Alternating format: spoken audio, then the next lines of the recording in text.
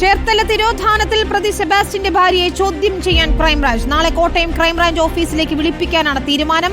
അതിനിടെ സെബാസ്റ്റ്യന്റെ സാമ്പത്തിക ഇടപാടുകൾ ദുരൂഹമാണെന്ന് അന്വേഷണ സംഘം കണ്ടെത്തിയിട്ടുണ്ട്. ഷബാസ് അഹമ്മദാണ് വിവരങ്ങളുമായി ചേരുന്നത്. ഒപ്പം എസ് ശരത്തും ചേരുന്നുണ്ട്. ആദ്യം നമുക്ക് ഷബാസിലേക്ക് പോയ ഷബാസ്, അടിമുടി ദുരൂഹതയാണ്. കൂടുതൽ വ്യക്തത വരുത്തേണ്ടതുണ്ട് കാര്യങ്ങളിലേക്ക്. അതിലേക്ക് നമുക്ക് എത്താം. എസ് ശരത്താണ് ചേരുന്നത്. ശരത്ത്, ഇപ്പോൾ ഏത് രീതിയിലാണ് അന്വേഷണം? പല സംശയങ്ങളുണ്ട്. ഇതിൽ എത്ര പേർ ഇയാളുടെ ഇരയാക്കപ്പെട്ടു എന്നതാണ് ഏറ്റവും പ്രധാനപ്പെട്ട ചോദ്യം. രണ്ട്, ഈ വീടിനുള്ളിൽ നിന്ന്, വീടിന് സമീപത്തെ പറമ്പിൽ നിന്നൊക്കെ കണ്ടെത്തിയ അസ്ഥികൂട മൃതദേഹാവശിഷ്ടം അത് ഒരാളുടേതാണെന്ന നിഗമനത്തിലേക്ക് എത്തുകയാണോ? ഈ മൃതദേഹം വീണ്ടും പുറത്തെടുത്ത് കത്തിച്ചു എന്ന തരത്തിലുള്ള വിവരങ്ങൾ കൂടി വരുന്നുണ്ട്. സെബാസ്റ്റ്യന്റെ സാമ്പത്തിക ഇടപാടുകൾ അതും ദുരൂഹമായി തന്നെ നിൽക്കുന്നു. അങ്ങനെ നിരവധിയായ കാര്യങ്ങൾ അന്വേഷിക്കേണ്ടതുണ്ട്. മാത്രമല്ല, ഐഷ തിരോധാന കേസിൽ മറ്റൊരാൾക്ക് കൂടി പങ്കുണ്ടോ എന്ന് സംശയിക്കുന്ന നിലയിലും കാര്യങ്ങൾ എത്തിയിരിക്കുന്നു. അപ്പോൾ ദുരൂഹത ഒഴിയുന്നതേയില്ല. ഇനിയും ഒട്ടനവധി ചോദ്യങ്ങൾ ബാക്കിയാണ്.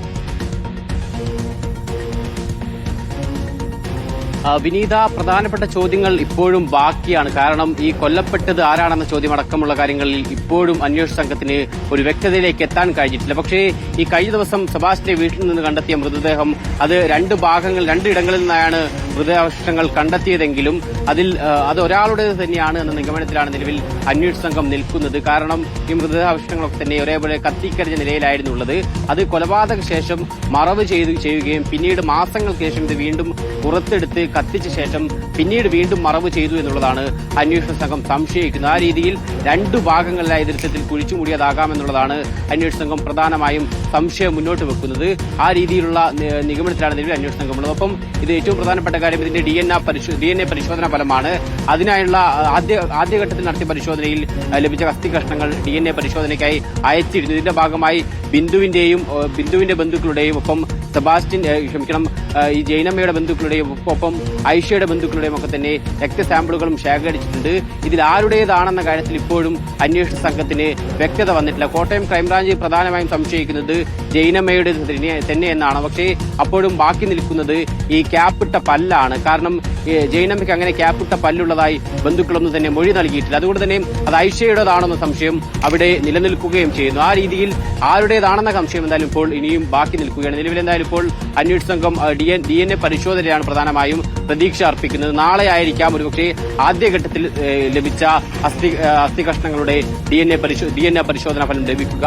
അതിൽ ഒരു പ്രധാന നിർണായകമാകുമെന്നുള്ളതാണ് എന്തായാലും അന്വേഷണ സംഘം കണക്ക് കൂട്ടുന്നത്. നിലവിൽ ശരത്, എത്ര പേരുടെ തിരോധാനവുമായി ബന്ധപ്പെട്ടാണ് സെബാസ്റ്റ്യനെ സംശയിക്കുന്നത്? നിലവിൽ 4 പേരെ കാണാതായിട്ടുണ്ടെങ്കിലും ഇതിൽ 3 പേരുമായി സെബാസ്റ്റ്യന് അടുത്ത ബന്ധമുണ്ടെന്ന് കണ്ടെത്തിയിട്ടുണ്ട്. ഇതിൽ ഏറ്റവും ആദ്യം കാണാതായ ബിന്ദു പത്മനാഭനെയും പിന്നീട് 2012 കാണാതായ ഐഷയെയും ഏറ്റവും ഒടുവിൽ കാണാതായ ജൈനമ്മയെയും സെബാസ്റ്റ്യന് നല്ലതുപോലെ അറിയാം. മാത്രമല്ല, ഇവരുമായി വലിയ സൗഹൃദം സെബാസ്റ്റ്യനുണ്ടായിരുന്നു. അതുകൊണ്ട് തന്നെ ഇവരിലേക്ക് നേരിട്ട് കണക്ട് ചെയ്യുന്ന തെളിവുകൾ അന്വേഷണ സംഘത്തിന് ഇതുവരെ ലഭിച്ചിട്ടുണ്ട്. പക്ഷേ സിന്ധു തിരോധാന കേസിൽ ഒരു സംശയമായി നിൽക്കുന്നത് സെബാസ്റ്റ്യനെയും സിന്ധുവിനെയും കണക്ട് ചെയ്യുന്ന ചില സംശയങ്ങൾ മാത്രമാണ്. പ്രധാനമായും ഈ സെബാസ്റ്റ്യന്റെ ഈ രീതി സീരിയൽ കില്ലർ എന്ന രീതിയിൽ സംശയം നിലനിൽക്കുമ്പോൾ സെബാസ്റ്റ്യൻ സ്വാഭാവികമായും ആരാധനാലയങ്ങളിൽ സ്ഥിരം പോകുന്ന ആളുകളെ കേന്ദ്രീകരിച്ച് സൗഹൃദം സ്ഥാപിക്കാറുണ്ട്. അത്തരത്തിലൊരാളായിരുന്നു ബിന്ദു. മാത്രമല്ല, ബിന്ദുവിന്റെ കാണാതാകുന്ന സമയത്ത് മകളുടെ വിവാഹവുമായി ബന്ധപ്പെട്ട് സ്വർണ്ണമടക്കം ബിന്ദു കണ്ടെത്തിയിരുന്നു. അങ്ങനെ സാമ്പത്തിക സ്ഥിതിയുള്ള സമയത്താണ് ബിന്ദുവിനെ കാണാതാകുന്നത്. ആ രീതിയിൽ അത്തരം ചില സംശയങ്ങൾ സെബാസ്റ്റ്യനുമായി കണക്ട് ചെയ്യുന്ന പൊതുവെയുള്ള സംഭവങ്ങളിലാണ് എന്തായാലും ഈ ബിന്ദുവുമായി ഈ കേസ് കണക്ട് ചെയ്യുന്നത്. അതേസമയത്ത് ഐഷയെയും ബിന്ദുവിനെയും ഒപ്പം ഈ ജൈനമ്മയെയും നേരിട്ട് കണക്ട് ചെയ്യുന്ന തെളിവുകൾ അന്വേഷണ സംഘം ഇതിനകം തന്നെ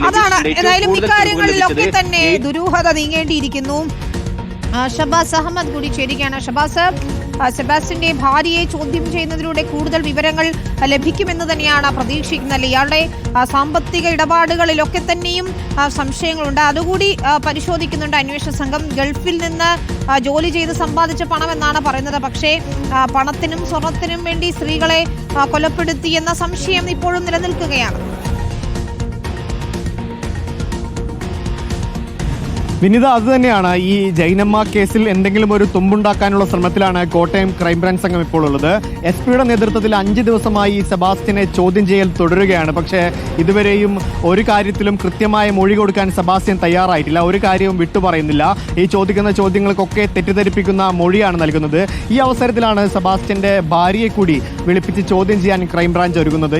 ഈ നടന്ന കൃത്യങ്ങളെക്കുറിച്ച് ഏതെങ്കിലും തരത്തിലുള്ള വിവരം സെബാസ്റ്റ്യന്റെ ഭാര്യയ്ക്ക് അറിയുമോ എന്ന കാര്യത്തിൽ ക്രൈംബ്രാഞ്ച് സംഘം അന്വേഷണം നടത്തും. അതോടൊപ്പം ഈ ലഭിച്ച സാഹചര്യ തെളിവുകൾ ഭാര്യയുടെ മൊഴിയുമായി ഏതെങ്കിലും തരത്തിൽ ഒത്തുപോകുന്നുണ്ടെങ്കിൽ ക്രൈംബ്രാഞ്ച് സംഘത്തിന് അത് വലിയ കണ്ടെത്തലാവും. കാരണം ഈ ഒരു തരത്തിലും കുറ്റം സമ്മതിക്കാത്ത ഒരാളെ കുറ്റം ചെയ്തുവെന്ന് കോടതിയിൽ തെളിയിക്കാൻ ക്രൈംബ്രാഞ്ച് സംഘത്തിന് വലിയ പാടാണ്. അപ്പോൾ അതിൽ ഏതെങ്കിലും തരത്തിലുള്ള വഴിത്തിരിവുണ്ടാകുമോ എന്നറിയാനാണ് ഈ അന്വേഷണ സംഘം ശ്രമിക്കുന്നത്. അതോടൊപ്പം ഈ സെബാസ്റ്റ്യന്റെ സാമ്പത്തിക ഇടപാടുകളുമായും വലിയ തരത്തിലുള്ള അന്വേഷണം സമാന്തരമായി നടക്കുന്നുണ്ട്. കോടിക്കണക്കിന് രൂപയുടെ നിക്ഷേപമാണ് ഈ സഹകരണ ബാങ്കുകൾ ഇട്ടത്. പലതും വലിയ തുക പിൻവലിച്ചിട്ടുമുണ്ട് പല സമയങ്ങളിലും. ഇതേക്കുറിച്ച് സെബാസ്റ്റ്യനോട് ചോദിച്ചപ്പോൾ സെബാസ്റ്റ്യൻ പറഞ്ഞത് താൻ ഗൾഫിൽ നിന്ന് സമ്പാദിച്ച പണമെന്നാണ്. പക്ഷേ ഈ മൊഴി വിശ്വാസത്തിലെടുക്കാൻ ക്രൈംബ്രാഞ്ച് സംഘം തയ്യാറായിട്ടില്ല. വൈരുദ്ധ്യമുണ്ട്, പരസ്പര ബന്ധമില്ല പല കാര്യങ്ങളും. അതുകൊണ്ട് തന്നെ സെബാസ്റ്റ്യന്റെ ഭാര്യയെ കൂടി ചോദ്യം ചെയ്യുന്നതിലൂടെ വിശദമായി തന്നെ ഇതിൽ ചുരുളഴിക്കാം എന്നാണ് കരുതുന്നത്. ഷബാസ് അഹമ്മദും ശരത് എസുമാണ് വിവരങ്ങൾ നൽകിയത്. നമുക്ക് തിരിച്ചെത്തണം ഒരു ചെറിയ ഇടവേളയ്ക്ക് ശേഷം.